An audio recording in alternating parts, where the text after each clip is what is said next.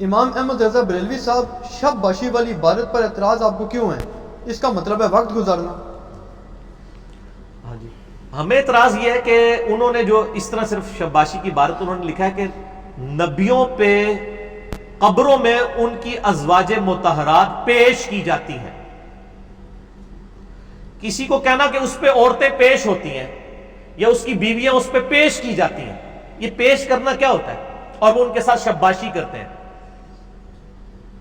تو یہ اس کانٹیکسٹ کو دیکھا رہی، شباشی کو نہ دیکھیں، انبیاء کرام پہ ان کی ازواج مطہرات پیش کی جاتی ہیں اور وہ ان کے ساتھ شباشی کرتے ہیں۔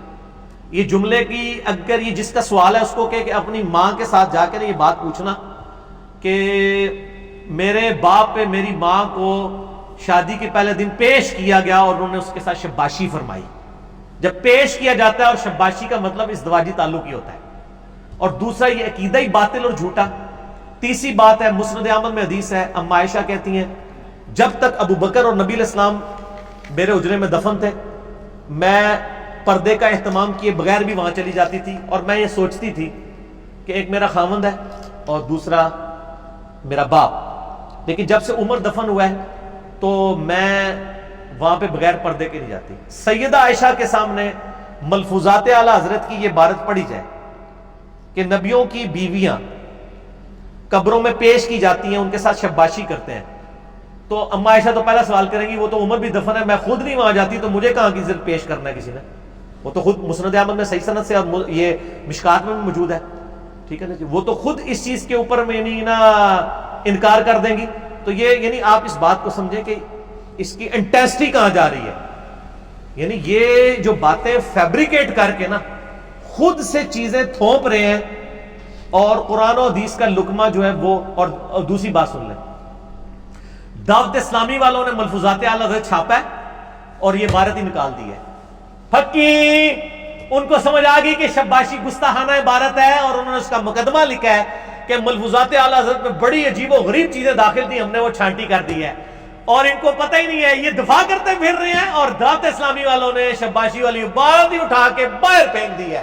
ان کو سمجھ آ گئی یہ گستاخانہ عبارت ہے۔ ویسے انہوں نے دعوت اسلامی والوں نے غلط کام کیا ہے، ان کو چاہیے تھا یہ عبارت لکھتے اور کہتے ہیں ہم اسے گستاخانہ سمجھ رہے ہیں اور نکال رہے ہیں، حالانکہ یہ ملفوظات ان کے بیٹے نے جمع کیے ہیں اعلیٰ حضرت کے، مصطفیٰ رضا خان نوری۔ اچھا مجھے یہ بتائیں اگر اس میں کوئی گستاخی نہیں تھی تو دعوت اسلامی نے باہر کیوں نکالا ہے؟ پہلا تو میرا سوال یہ ہے، اس پہ کلپ مجھے چاہیے۔ اچھا ایک اس میں نہیں، آپ کا کلپ چاہیے کہ اگر یہ گستاخانہ نہیں تھی اور یہ اتنی تھی تو دعوت اسلامی نے نکال کیوں دی ہے؟ اچھا نکال دیجیے تو مجھے، کیونکہ اگر وہ ڈٹے تو جدھر اتنی باتوں کا دفاع کر رہے ہیں اس کا بھی کرتے ہیں، ان کو پتہ ہی غلط ہے، نکال دیے۔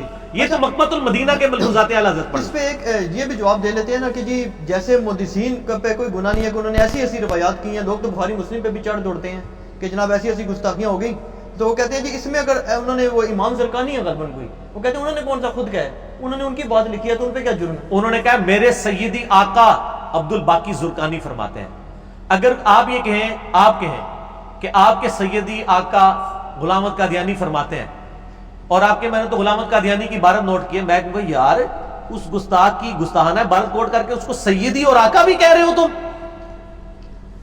اور دوسرا ان سے سوال ہوا ہے کہ انبیاء کی قبروں میں حیات کیسی ہے، تو انہوں نے تو ظاہر ہے اپنے بزرگوں کے حوالے سے بتانا تھا، قرآن حدیث سے تو نہیں بتانا تھا نا۔ یہ زرقانی کس دور کے بزرگ ہیں؟ زرقانی بھی ابھی گئی ہے، زرقانی کو مرے ہوئے ابھی 1272 کے قریب فوت ہوا ہے زرقانی۔ ہاں تو اس کو تو ابھی 200 سال بھی نہیں ہوئے، 150 سال پہلے۔ دیوبندی بھی مانتے ہیں، دیوبندی بھی مانتے ہیں، دیوبندیوں کے فضائل اعمال میں زرقانی کے والے ہیں۔